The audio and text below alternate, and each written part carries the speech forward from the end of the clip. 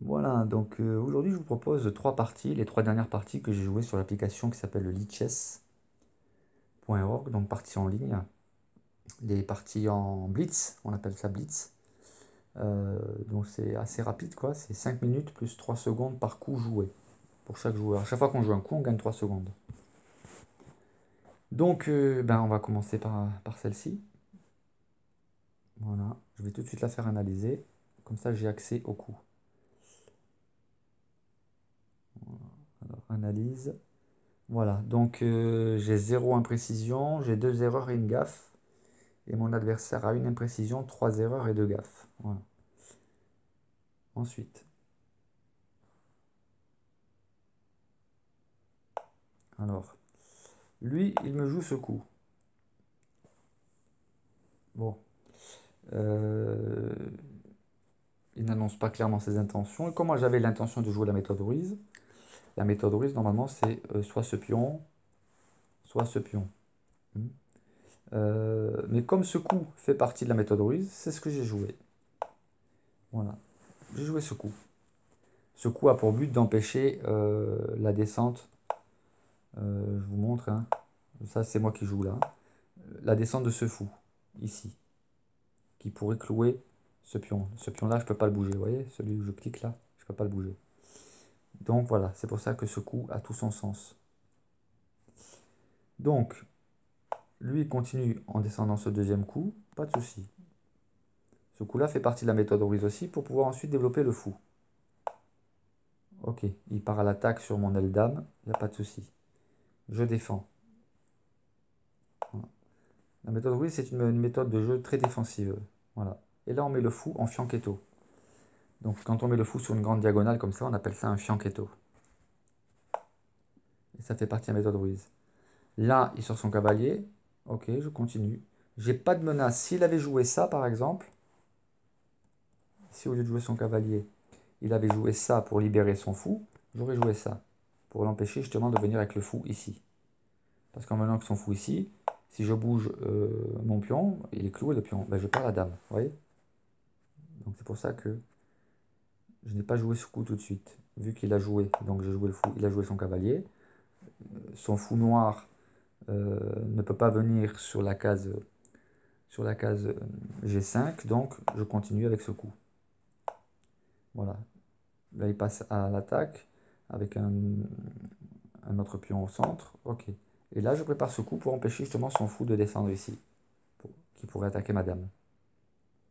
Parce que si je ne joue pas ce coup, que je joue, je sais pas, moi par exemple cavalier, lui, il peut venir attaquer ma dame. Alors je peux toujours jouer ce coup, ou je peux toujours jouer le cavalier, en quel cas il serait cloué, ou je peux jouer un coup de fou. Mais je voulais rester dans la méthode Ruiz. Donc, j'ai préféré jouer, plutôt que de jouer le cavalier, j'ai joué ce coup. Voilà. Je reviens en arrière. Lui, il continue avec ce coup. Donc son pion en E4. Ok, voilà. Là, je libère la diagonale, la case pour la diagonale du deuxième fou noir. Il développe son fou, ok. On remarquera que la méthode Ruiz, elle peut se jouer très rapidement. D'ailleurs, c'est ce qui est intéressant en Blitz. C'est que les 10 premiers coups, on peut les jouer en automatique, mais toujours en tenant compte de ce que joue l'adversaire. Hein. Il y a un ordre bien précis, mais en fonction de ce que joue l'adversaire. Mais voilà, il n'y a aucune menace directe au départ, quoi. Là, c'est un petit peu trop vite. Donc, je mets mon fou en fianchetto. Donc, le deuxième fou. Vous remarquez que j'ai les deux fous qui occupent deux grandes diagonales. Ils permettent des jolies combinaisons par la suite, d'ailleurs. Il développe son fou pour roquer. Je sors mon premier cavalier, qui va... vous allez voir ensuite pourquoi les cavaliers ici sont bien placés. Voilà, les deux cavaliers au centre, les deux fous en fianchetto, les pions en défensif. Voilà. Là, il prépare, alors c'est quoi sa dame ici? Il m'empêche de roquer, parce que si maintenant je roque, voilà, je perds un pion. Je ne peux pas reprendre le pion, sinon j'aurais perdu un pion et un fou, contre un fou seulement. Donc sur le plan matériel, je perds. Donc, c'est pour ça que je ne peux pas roquer. Par contre, là, il ne peut pas prendre. Dans l'ordre actuel des choses, voilà, il fait ça, moi j'ai joué ça. Et là, on voit bien qu'il ne peut pas prendre, sinon je prends, et s'il reprend, je reprends. Il perd sa dame. Donc, vous voyez, ce n'est pas intéressant. J'essaye d'expliquer pour ceux qui ne connaissent pas. C'est mieux par le visuel plutôt que de parler en cases, case C2, C4, tout ça. Le joueur, surtout s'il est débutant, il n'arrivera pas forcément à suivre, alors que là, avec le visuel, c'est plus clair. Donc là, je passe à l'offensive. Alors, c'est considéré comme... Alors, il faut savoir que le moteur d'analyse de Lichess ou alors de chess.com, c'est des moteurs d'analyse de niveau grand maître internationaux, d'accord? Donc, des coups qui passent face à des joueurs 1005, 1006, 1007, 1008, même jusqu'à 2000, hein, face à une application qui joue à plus de 2008, 2009, 3000 Elo, ça passe pas, quoi. Je veux dire, voilà, l'ouverture, la méthode Ruiz, contre un grand maître international, vous pouvez oublier, hein. Mais contre des joueurs jusqu'à 2000 Elo, voilà, ça passe. Bon, plus vous montez en Elo, plus ça devient difficile. Mais voilà, là, j'avais un adversaire en face de moi qui avait 1500 et quelques, entre 1005 et 1006, donc c'est passé comme une lettre à la poste. Donc ce coup-là est considéré comme une imprécision. Mais pour moi, c'était très précis. Voilà. Donc il aurait mieux fait de prendre apparemment, hein, ou alors de descendre ce pion. Plutôt. Hein, quand il y a les flèches là qui indiquent, vous voyez là par exemple la tour, que je touche cette tour là, hein, ben, il y a des flèches, je peux venir là, ou alors le meilleur case, ça serait ici pour la tour. Vous voyez. Bon, c'est pour que vous compreniez un peu, hein, ces histoires de flèches. Donc, on revient un peu en arrière pour qu'on suive. Voilà, je passe à l'offensive. Et l'idée ici, c'est quoi? C'est que s'il prend mon pion, je reprends le pion. Il reprend mon cavalier. Voilà. Et là, j'ai du gain matériel et positionnel.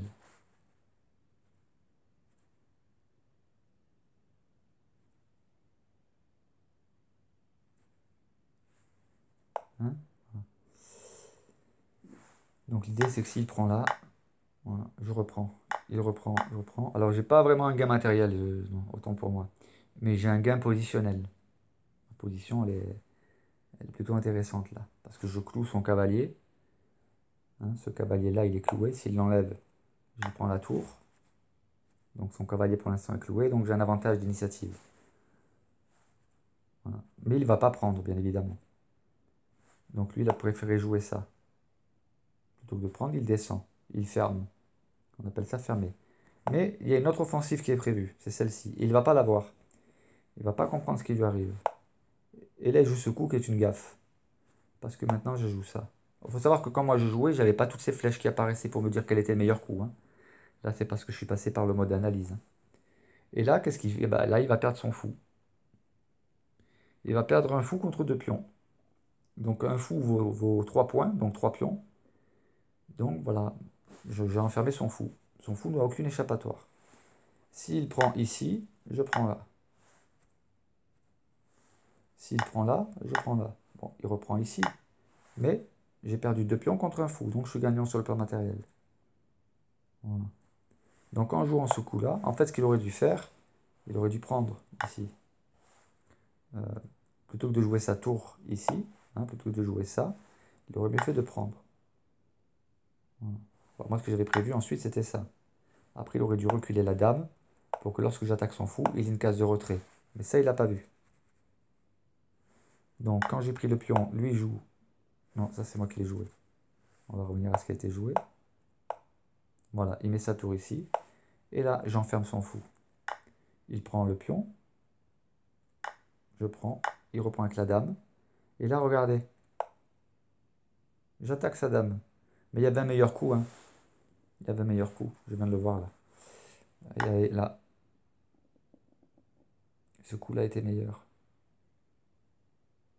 Ouais. Je ne l'avais pas vu. Moi, je préférais attaquer la dame. Bon, c'est une imprécision, hein. C'est pas une erreur, c'est une imprécision. Voilà, là, il ramène sa dame en arrière. Je crois que je l'avais vu pendant la partie que j'avais loupé le cavalier. Donc là, je choisis de roquer. Je remonte, hein. Roquer pour que ma tour elle puisse exercer une pression sur la colonne F. Lui, il joue ce coup. Ok, regardez ça. Alors, c'est considéré comme une gaffe là, apparemment. Il aurait mieux fait jouer un autre coup. Alors, pourquoi c'est une gaffe? On va voir. Parce que lui, il aurait pu jouer ça. Bon, admettons. Ouais, effectivement. Effectivement, c'est pas le meilleur coup parce que là, non, à la limite, je peux jouer ça. S'il vient là, moi je fais ça. Et s'il vient ici, je fais ça.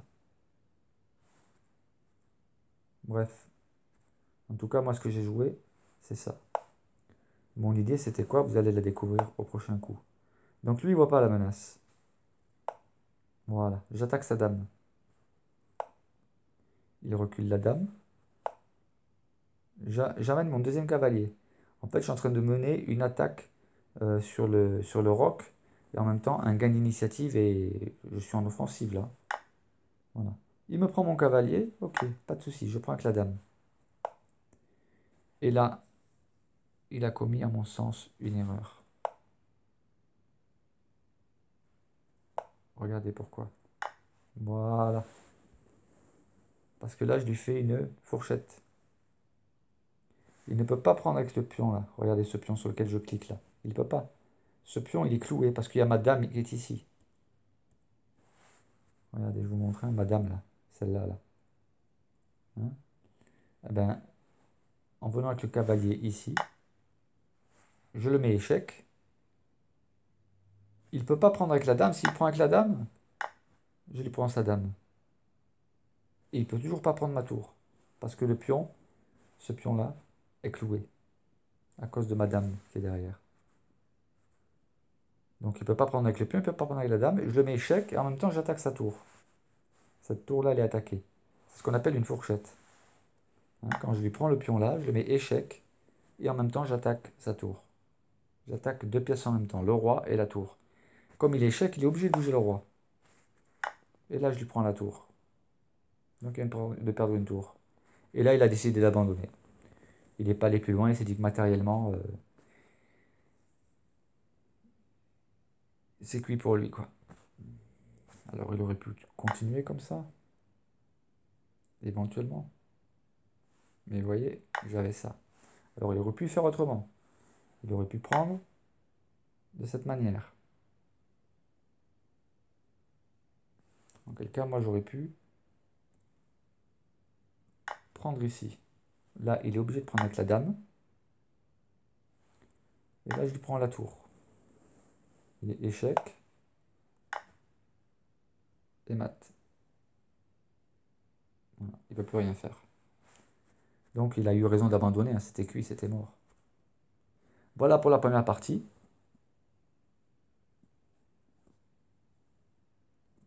On va voir la seconde.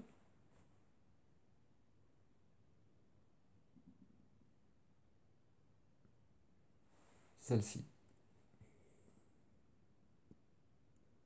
Alors dans la précédente partie, on voit que j'avais 1557 et mon adversaire avait 1569 hein, dans celle-ci. Hein. Voilà, j'avais 1557 et mon adversaire avait 1569, donc j'ai gagné 6 points. Maintenant, on va aller dans celle-ci. Et là, donc j'ai 1563 points et mon adversaire avait 1617.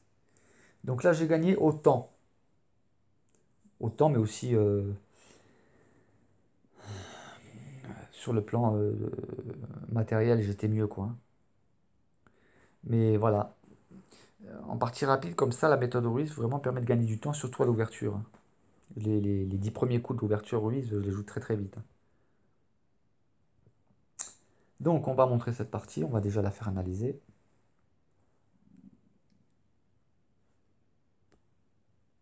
Alors, l'analyse de la partie montre que j'ai 11 imprécisions, une erreur et 2 gaffes. Et mon adversaire a eu 10 imprécisions, 4 erreurs et 2 gaffes.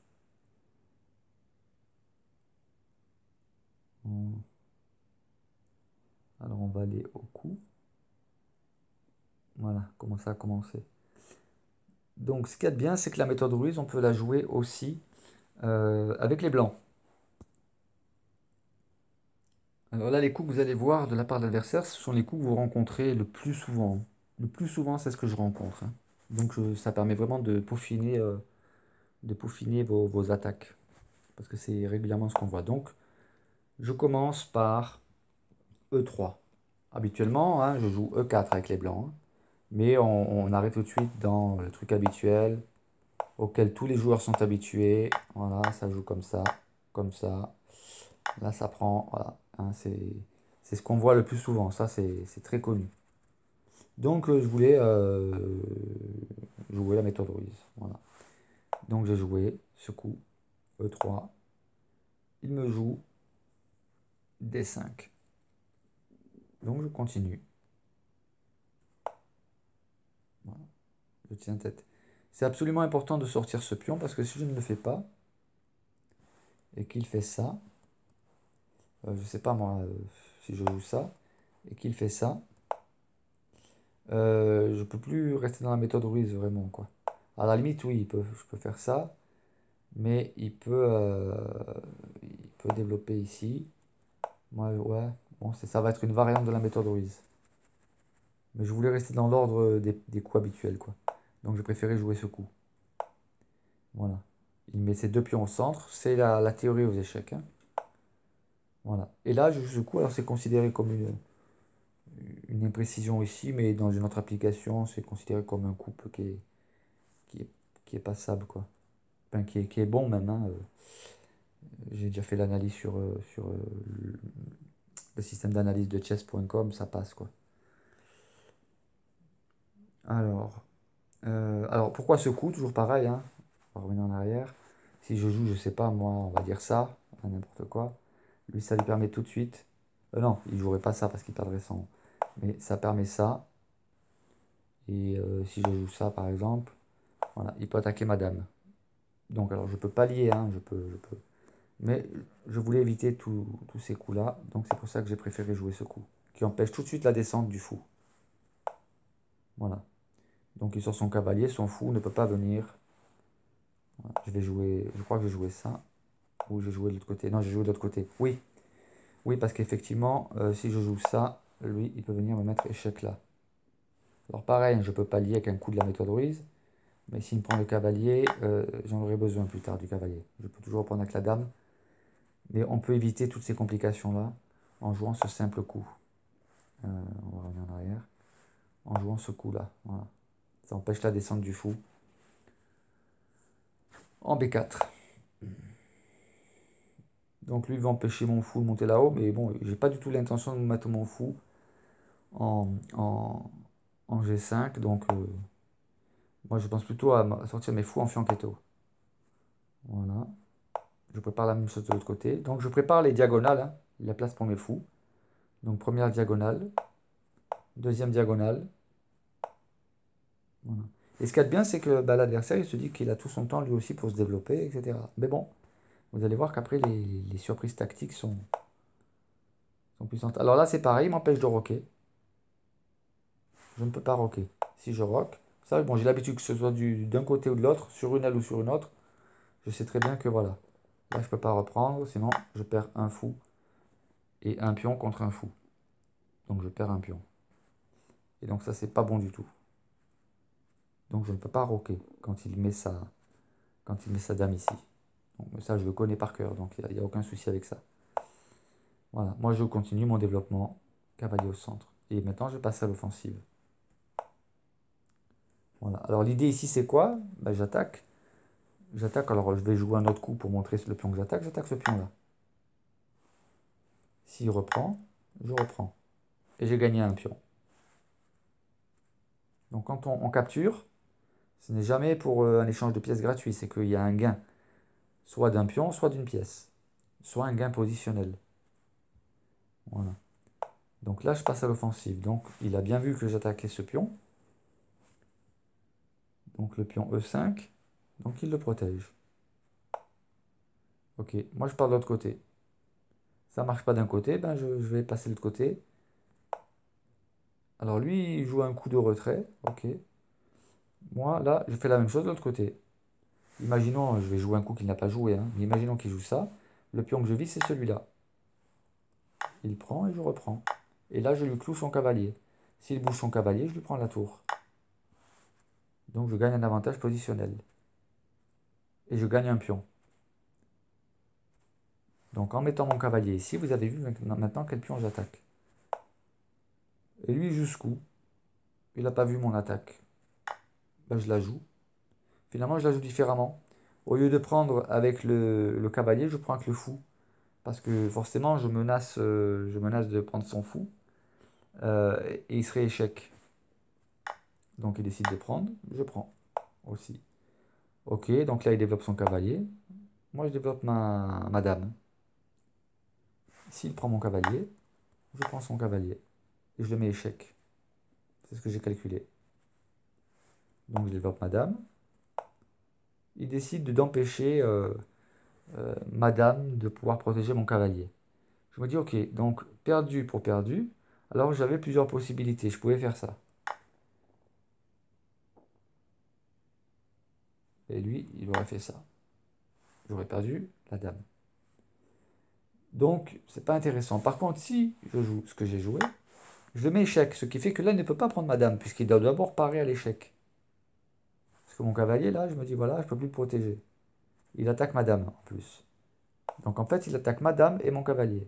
Si j'enlève ma dame, je perds un cavalier. Donc, deux pièces sont attaquées en même temps. Donc, perdu pour perdu, je prends son cavalier. Déjà, mon cavalier, je ne le perds pas. Enfin, je le perds, mais contre un autre cavalier. Donc, sur le plan matériel, j'ai aucune perte. Il est obligé de prendre, et là, je peux tranquillement prendre un pion. Voilà, il va. Alors là, ce qu'il aurait dû faire, normalement, c'est ça. Il aurait dû prendre ici. Et moi, j'aurais pu jouer ça. Voilà. Mais il a préféré jouer ça. Bon, on va revenir en arrière, voilà. Donc je prends son cavalier, il prend, je lui prends un pion, et il reprend pas. Donc, il vient attaquer mon fou. Il veut l'échange des fous. J'ai compris ce qu'il veut faire, hein, voilà. Il veut attaquer ma dame. Ok, je retire ma dame. Tu prends. Parce que là, j'ai compris le truc, hein. Là, j'aurais pu faire ça. Mais après, je roque plus. Je fais quoi de mon roc? Alors, j'attaque sa tour.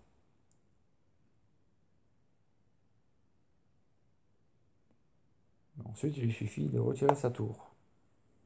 Et là, je fais quoi? Bon, je peux attaquer sa dame. Il faut toujours anticiper, hein. Et lui, il peut attaquer mon cavalier. Bon, imaginons que je choisisse de protéger mon cavalier. Il continue d'attaquer mon cavalier. Et là, je fais quoi? Ouais, bon, je peux attaquer sa dame. Il peut descendre. Vous voyez, ça mène à des complications. Donc moi, j'ai fait plus simple. Je retire ma dame. Il prend. Et là, je roque. Parce que l'idée, c'est que maintenant, j'attaque son cavalier, qui est protégé par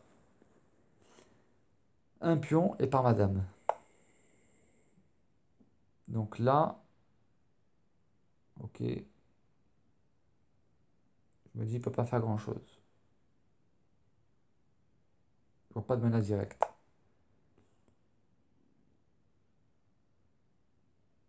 Ne serait-ce qu'une éventuelle, oui, j'ai joué le roi ici parce que j'ai imaginé, je sais pas, je vais faire n'importe quoi, mais il aurait pu faire ça. Non, il aurait pas pu faire ça. J'aurais pris sa tour, j'aurais mis échec. En tout cas, j'ai vu une menace là où il n'y en avait pas, hein, puisque le coup que j'ai joué, non, il n'a pas joué ça. Euh, il a joué ça. Et moi, j'ai mis mon roi ici. Et ça, c'est considéré comme une gaffe. Pourquoi? Pourquoi c'est une gaffe, ça? Est-ce qu'il peut faire ça?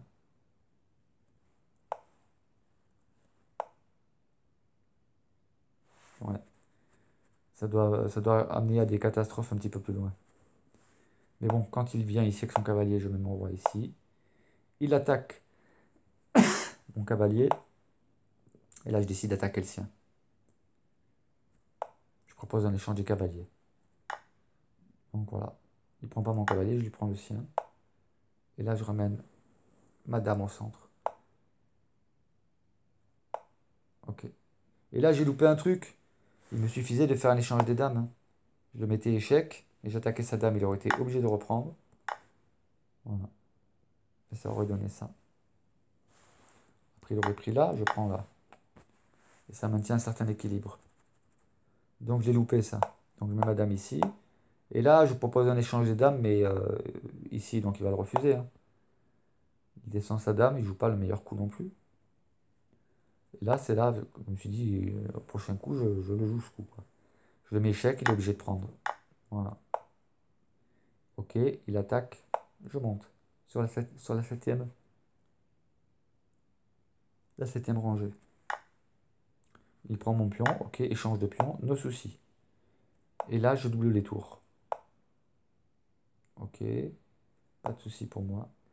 Je propose un échange des tours. Voilà. Là, mon idée, c'est de venir. Je vais jouer n'importe quoi, hein, je vais jouer ça pour lui. Mon idée, c'est de venir là, à la base, hein, pour échanger les tours. Donc, je reviens en arrière. Donc, moi, je mets ma tour ici. Donc, et voilà, je mets ma tour ici. Lui, il descend en E7 pour empêcher ma tour de monter. Ma tour ne peut pas venir ici, sinon il me la prend. Ma tour ne peut pas non plus venir ici, sinon voilà, ça serait suicidaire. Donc moi, j'essaie de protéger aussi ma tour. Je veux absolument garder le contrôle de la colonne. Mais en fait, voilà, j'aurais dû jouer le coup que j'avais en tête au début. Plutôt que de venir avec mon roi ici, j'aurais dû faire ça. Lui serait venu là, bah, dans quel cas j'aurais joué ça. Et s'il prend, je joue ça. Voilà. C'est ce que j'aurais dû faire. Mais du fait que j'ai été long à la détente, voilà. Du coup, maintenant, je ne peux plus jouer ce coup. Sinon, je perds ma tour. Donc, je choisis de le mettre échec. Pour garder l'initiative. Je le mets à nouveau échec. Là, je le mets à nouveau échec. Et là, je propose un échange de pions. Alors que ce qui aurait été mieux, c'est... À la limite, j'aurais dû jouer ça. Pour monter ma tour, comme c'est montré ici. Mais au lieu de ça, j'ai joué ça. Alors, j'ai joué ce coup. Je voulais changer les pions sur les côtés. Voilà. Et du coup, lui, il va essayer de s'infiltrer. Donc moi, j'attaque son pion. Il attaque mon pion. Je lui prends le pion. Et là, du coup, ben, je protège. Donc là, ma tour protège mon pion en F2. Il décide d'attaquer mon pion à H3. Il me suffit de monter ma tour. Et ma tour protège aussi H3. H4, je veux dire. Ok. Là, je décide la montée, hein. Montée de pion pour chercher la promotion. Il me met échec. Bah, je ferme, je pars à l'échec. Voilà. Ok. Il se fait une porte de sortie. Et moi, je cherche la montée par escalier. Ce qu'on appelle l'escalier. Pour la promotion dame. Donc là, j'empêche le roi de descendre plus bas. Mais du coup, je peux pas monter mon pion. Donc je ramène mon roi. Du coup, bah, il vient et il revient à la charge, attaquer mon pion H4, que je protège à nouveau. Voilà. Et là, je me dis, vas-y, essaye de prendre mon pion. Et moi, je t'en prends un autre. Sauf qu'à ce moment-là, ben, il a eu plus de temps, puisqu'il a perdu autant. Voilà. La partie s'est arrêtée, j'ai gagné autant. Alors, qu'est-ce qu'il pouvait faire là? Il pouvait prendre le pion ici. Moi, je pouvais le mettre échec.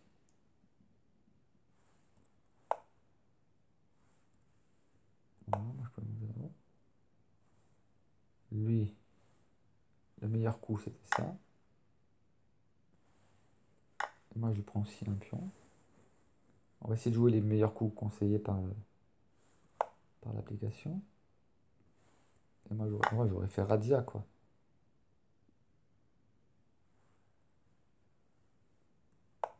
Ah non, le meilleur coup, c'est pas celui-là. C'est celui-là.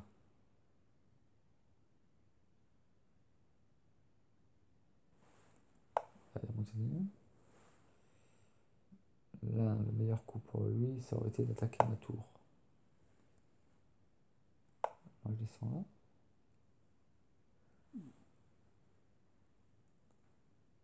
Alors, le meilleur coup pour lui, c'est de descendre ici. Moi, je cherche la montée en promotion. Hein. Lui, il descend. Moi, je continue de monter. Alors, le meilleur coup pour lui, c'est quoi? C'est là où il y a la flèche la plus grosse. Voilà, attaquer ma tour.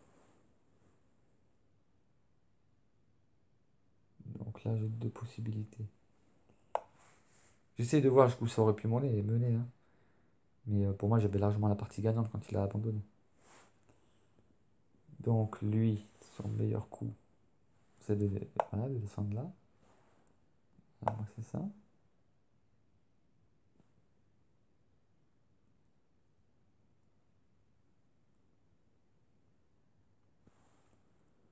Pour lui, son meilleur coup, c'est ça. Je me mets échec. Et moi, c'est ça.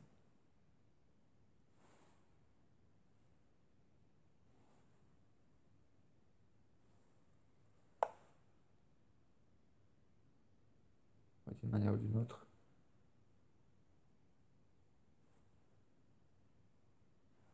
Ah, voilà. Qu'est-ce qu'il peut faire?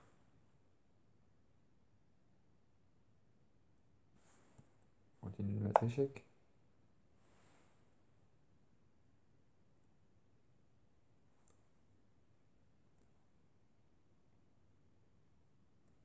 Là, il y a possibilité de faire ça.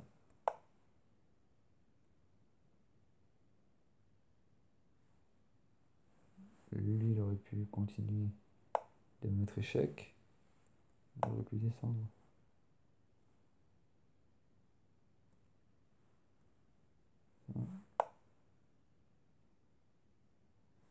Et là, il y a la montée en promotion d'âme, voilà. Donc là, la partie était clairement perdante pour lui, quoi.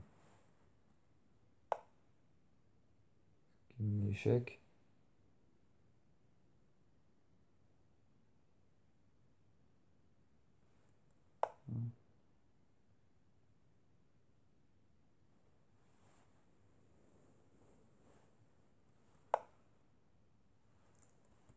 Il suffisait de faire ça. Hein.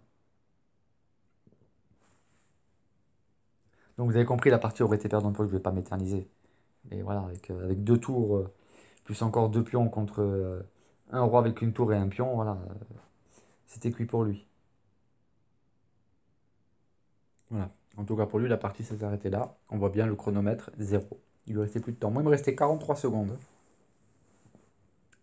Et lui, il lui restait plus rien. Voilà.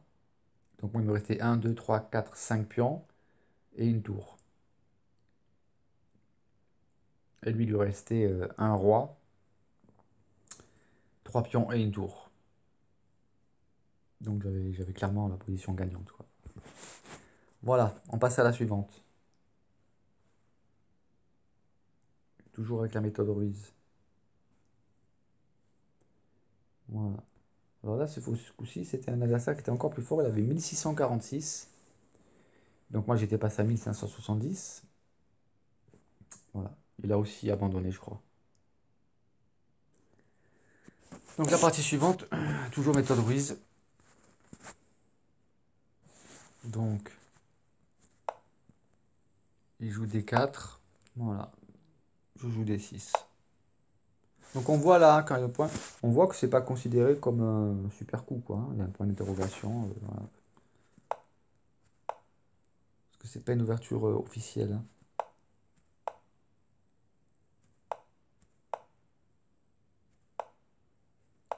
Donc là, c'est toujours pareil. Hein. Je ne vais pas vous expliquer. Je vous l'ai expliqué déjà plusieurs fois. La méthode Ruiz, en quoi elle consiste. Donc peut-être l'ordre, oui, quand même. Il y a quand même un ordre. Pourquoi jouer tel pion, voilà. Voilà. Voilà. Donc, si le cavalier avait été de l'autre côté, j'aurais joué le... Au lieu de jouer le pion à A6, j'aurais joué le pion H6, tout simplement. Je choisis toujours le côté où il y a le cavalier, pour éviter que le cavalier ou un fou puisse y venir. Voilà. Et là, je joue de l'autre côté, vous voyez? Voilà.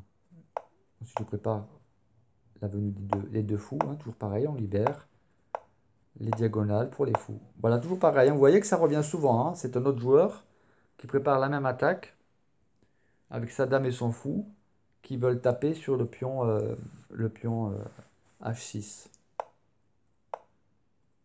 Donc c'est pas grave, moi je continue mon développement. Et là je passe à l'offensive. Voilà, il prend, je prends. Il descend, je ferme le jeu. Plutôt que d'échanger.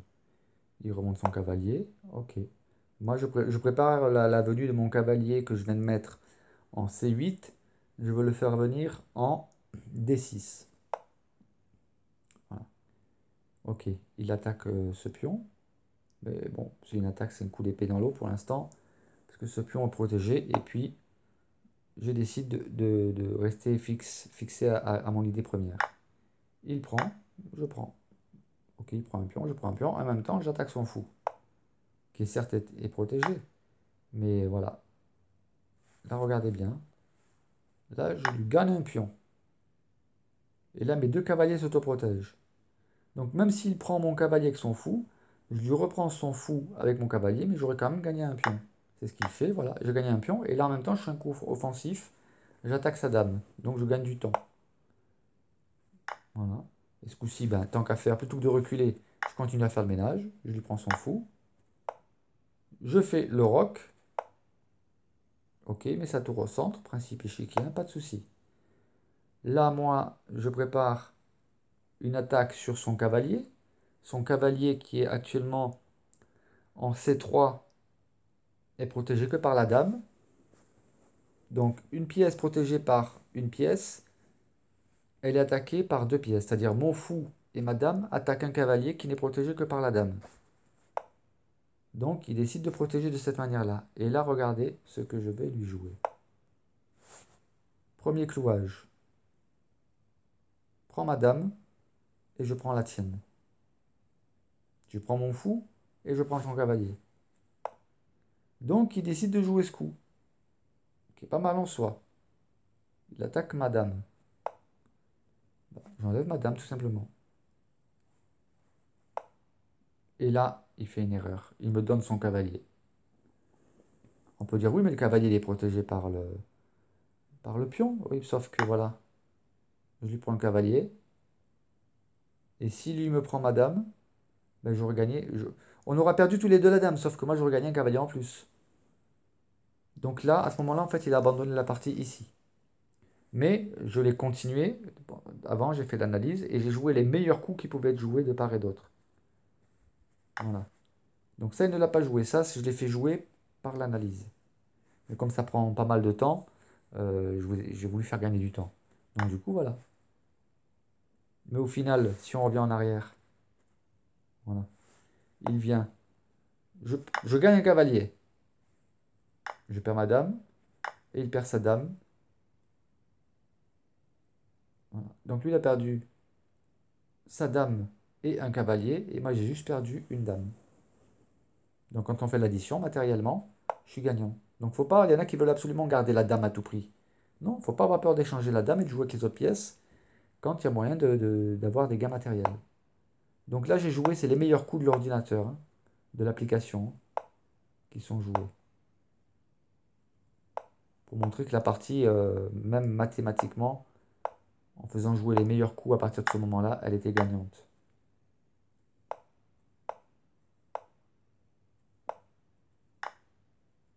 Alors je vais un peu vite, mais parce que je me dis qu'il n'y a pas besoin de s'éterniser. C'est juste pour montrer que, voilà, promotion de dame. On voit que le pion est monté en promotion. Je remonte doucement là. Je monte le pion ici, voilà. Je perds une tour, ok, mais je gagne une dame. Donc une tour contre une dame, il n'y a pas de souci, on échange. Voilà. Là c'est pareil, je gagne encore un pion. Multiplication. Multiplication des avantages. Et donc là,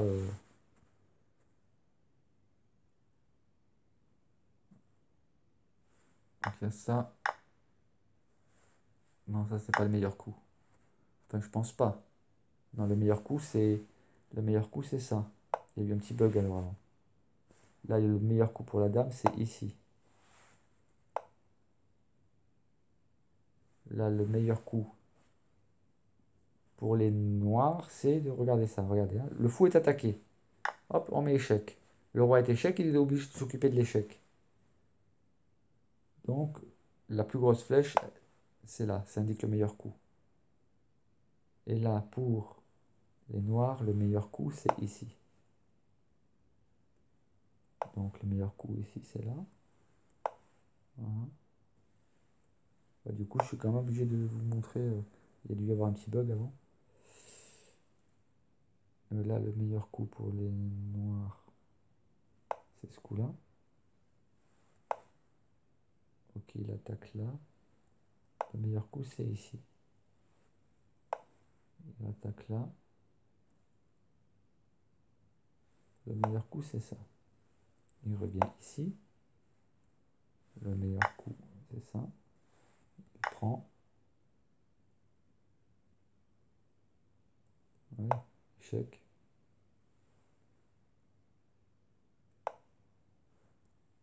Échec.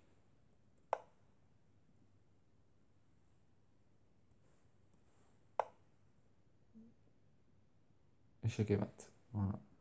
Le roi ne peut pas aller nulle part. Donc vous voyez, c'était gagnant quoi. Mais je vais quand même vous montrer que effectivement, elle a bien abandonné à ce moment-là. Je vais pas inventer. Voilà, quand on reprend la partie, voilà, et qu'on la prend du début.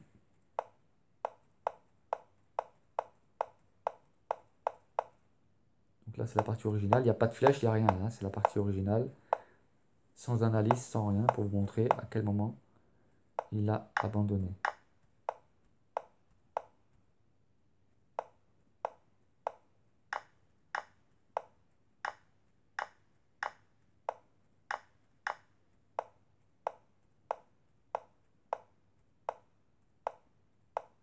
Voilà.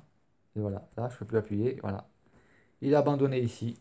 Il a jugé qu'il avait la partie perdante. Et finalement, bon, il aurait pu continuer de résister encore, mais bon, voilà. Je pense qu'il était plus motivé. Puis face à une ouverture qu'il ne maîtrisait pas. Et vous voyez, hein, les fous là qui sont en fianchetto. Hein. Donc, si je fais analyser comme ça, j'ai accès. Analyse. Voilà. On va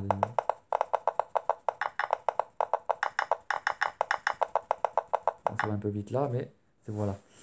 Vous voyez que c'est fou là. Donc lui, imaginons qu'il joue. Il faut faire jouer un coup. Hein. Voilà, pour que je puisse cliquer sur les... Vous voyez, là où je clique, là, ce fou là. Les fous en fianchetto, ils sont vachement dangereux, quoi. Vous voyez, ils ont leur utilité. Hein. Et puis les cavaliers qui sont pas sur leur case habituelle, ils sèment le trouble chez le joueur adverse, qui n'est pas aguerri à cette ouverture de la méthode Ruiz. Voilà, j'espère que ça vous a plu. J'ai essayé d'être le plus pédagogue possible dans les explications, d'essayer de vous montrer. Voilà, n'hésitez pas à commenter, me dire si ce format vous convient, si ça vous apporte quelque chose, surtout, hein, c'est le but. Bon, voilà, c'est surtout pour les joueurs débutants ou intermédiaires, quoi. Hein. Les grands maîtres, ils n'ont que faire de mes vidéos. Moi, je suis moi-même un joueur amateur. Voilà, vous voyez à quel niveau je joue. Bon, même 1005, 1006, c'est pas mal, quoi. En blitz, hein. Je suis un petit peu plus en... sur chess.com, je suis à 1007, plus de 1007. Voilà, mais c'est déjà pas mal, quoi.